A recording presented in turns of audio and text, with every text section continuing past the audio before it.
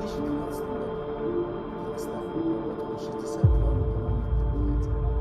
Общий объем производства муки в годовой был 400. Вот это контрольные муки 30 тысяч соток. Я вам ставку не производил. Мы были шокированы. Все-таки вот есть такое понятие, как журналистское расследование.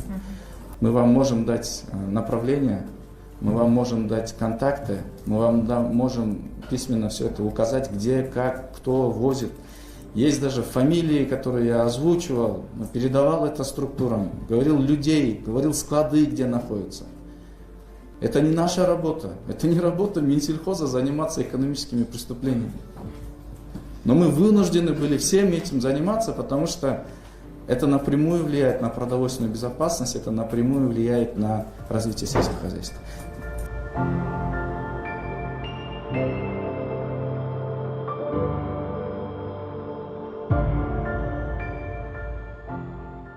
В 2012 году в Кыргызстане работало 62 мукомольных предприятия.